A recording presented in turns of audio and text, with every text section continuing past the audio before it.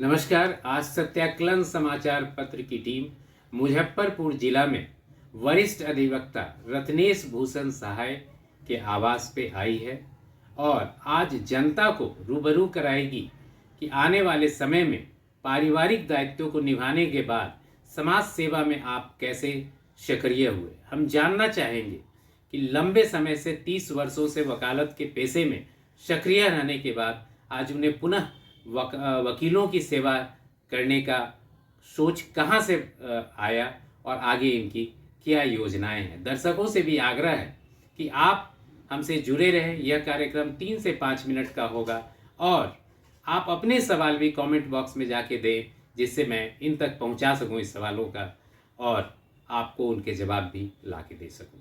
तो सबसे पहले बहुत बहुत स्वागत है वकील साहब आपका। एक संक्षिप्त परिचय हमारे दर्शकों को आप दें। मेरा नाम रत्नेश भूषण सहाय हुआ और मैं 1996 से जिला बार एसोसिएशन में सदस्य हूँ और कार्यरत हूँ। और मेरा घर वैशाली जिला हुआ, लेकिन मैं अभी हरिसभा चौक पर अपना मकान बना के रहता हूँ। मेरे जितने भी 2 बच्चे हुए, एक लड़की एक लड़का और एक लड़की में 3 बच्चे टोटल हुए। तो तीनों से मैं उत्तीर्ण हो चुका हूँ। उनका जो भी व्यवस्था था अच्छे संपन्न घर में सबका शादी विवाह कर दिया। मतलब पारिवारिक दायित्वों का निर्वहन आप कर चुके हैं। बहुत बहुत स्वागत है आपका हमारे इस कार्यक्रम में। पारिवारिक दायित्व निभाने के बाद आप समाज की ओर अग्रसर हुए हैं। सबसे पहले हम लोग जानना चाहेंगे, आज जो वकालत पेशा है मुजफ्फरपुर में किन समस्याओं और चुनौतियों का सामना कर रहा है? देखिए, मेन ये है कि अधिवक्ताओं का मेन समस्या यहाँ बड़ी बुरी तरह जर्जर हो गया हुआ है। डबल ग्रेजुएट होकर के भी रोड साइड पर बैठ करके और प्रैक्टिस करना आज समाज के अंदर में इतनी इसकी स्थिति गिर गई है कि कोई इज्जत सही रूप से नहीं मिल पाता है। और वकील देहात से भी आते हैं और टाउन के भी हैं, कहीं से भी हैं आते हैं, उन लोगों की भी व्यवस्था सही रूप से नहीं है।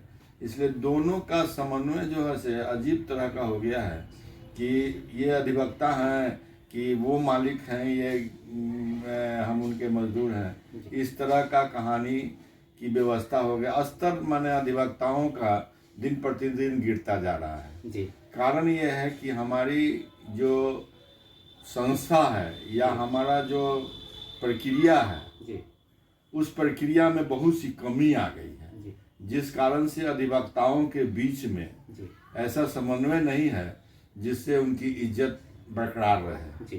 एक प्रतिष्ठित पोस्ट विद्वान अधिवक्ता कहलाने पर भी ये स्थिति ये है कि दोनों के बीच में समन्वय सही रूप से नहीं हो पाता है।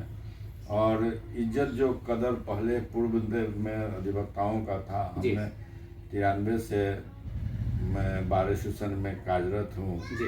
जो इज्जत शुरू में मिलती थी आज नहीं मिल पाती है। इसका कारण हम ही लोग हैं, अधिवक्ता लोग हैं। और इसी अधिवक्ता के विचार को सुधारने के लिए, स्थिति को सही ढंग लाने के लिए, सही नौजवान बूढ़ा सभी अधिवक्ताओं का उचित रहन सहन और ये बात विचार कचहरी में हो, उसकी व्यवस्था संस्था के द्वारा होना चाहिए।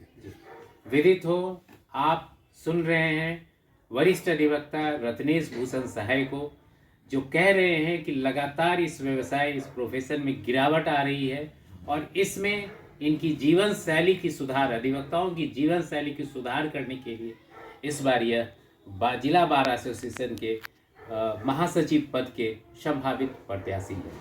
हम जानना चाहेंगे कि आपकी क्या योजना है, आप किस तरीके से उनके सुधार करेंगे और आर्थिक संपन्नता के लिए प्रयास करेंगे। देखिए, हम जब से अपने जीवन में ये अधिवक्ता पेशा में आए तो हमने 8-10 ऐसे जूनियर लोग को, ऐसे नौजवान लोग को शिक्षित किया और उनको न्याय का हर पद्धति सिखलाया और उसमें किसी तरह का स्वार्थ नहीं रखा आज तक।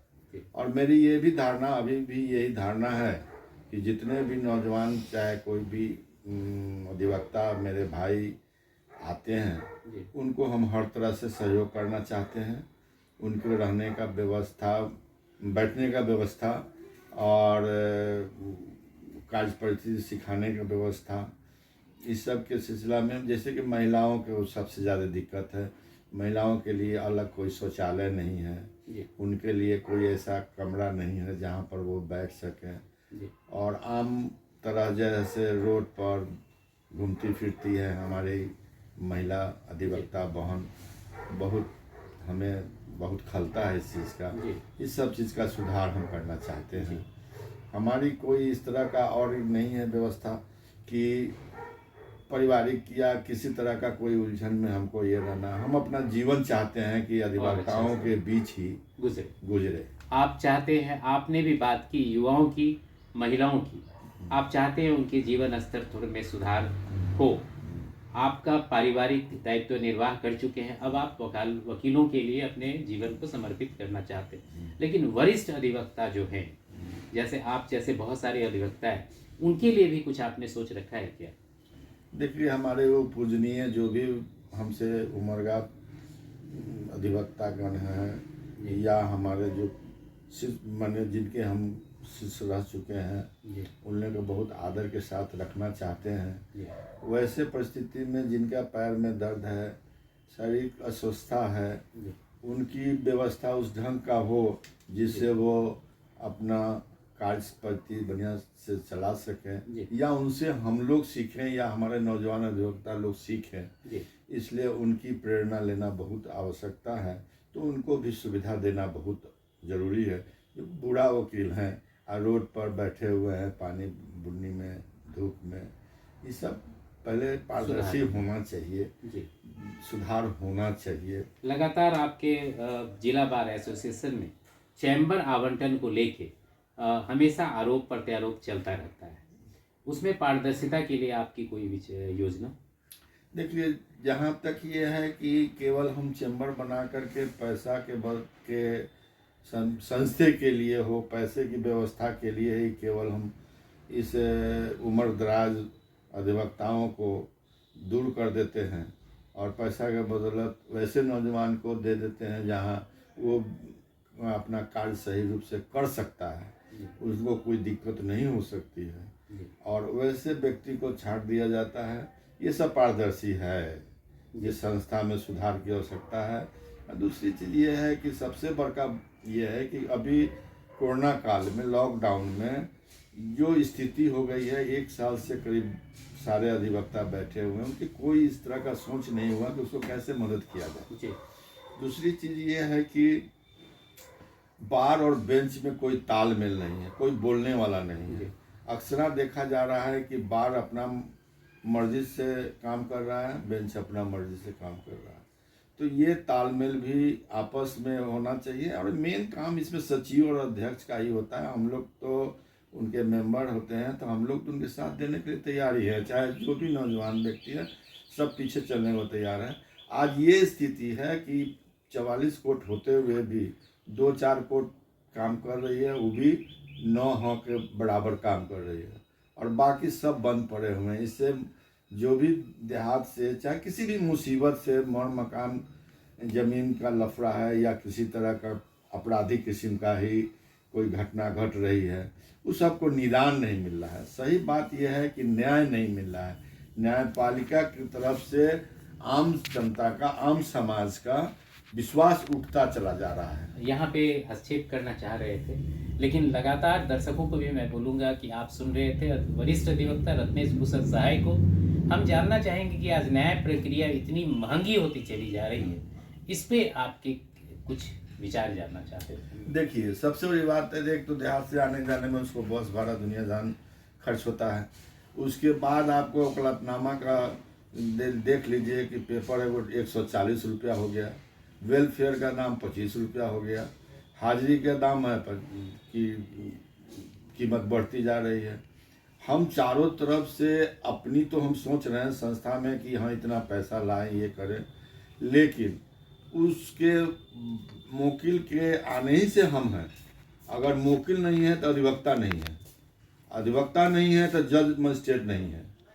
तो ये तीनों का तालमेल लेकर के ही कोई डिसीजन आदमी को लेना चाहिए, और एक बार इस तरह का बोझ नहीं दे दिया गया जिससे न वकील अपना न्याय प्राप्त कर सकता है, और न वकील को उतना भुगतान होता है, और न जज साहब का कोई उस तरह का स्वीकृति मिलती है कि हाँ भाई आज फैसला सुना देना है, आज गवाही ले लेना है, आज ये कर देना है, फेंक देते हैं। माने ऐसा हो जाता है कि अधिवक्ताओं का कोई उनके सामने कोई इज्जत ही नहीं है।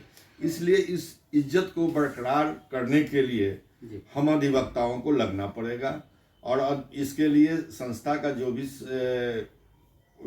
पदस्थापित जो सचिव हैं या प्रेसिडेंट हैं, कोई जो हमारे मेंबर हैं, ये लोग ही इस चीज़ को बदलाव के लिए उन लोग से प्रार्थना करके प्रयत्न करना पड़ेगा कि रास्ते पर आए, ताकि न्यायपालिका का जब तक डर नहीं होगा तब तक समाज में सुधार नहीं होगा। आज न्यायपालिका के स्थिति को गिरने के कारण ही आज ये स्थिति हो गई है कि वो अधिवक्ताओं का कोई इज्जत नहीं रह गया है। इस इज्जत को बरकरार करने के लिए पहले था हम लोग के समय में, जिस समय हमने ज्वाइन किया था उस समय हम लोग भी अपने गुरु का जो है, हमारे जो भी उम्र दराज मेरे बड़े भाई लोग थे उनका इज्जत किया, और अभी तक करते आ रहे हैं। वो समन्वय आपस में होना चाहिए। हमारे छोटे नेता ये भाई लोग जो आते हैं वो समन्वय बना के आपस में एक दूसरे का इज्जत करें। तो इससे क्या होगा? इससे ये होगा कि ये मैसेज समाज में जाएगा कि अधिवक्ता जो है एक अच्छे प्रतिष्ठित व्यक्ति है और विद्वान अधिवक्ता है जो कानून को हमको न्याय दिलवा देगा।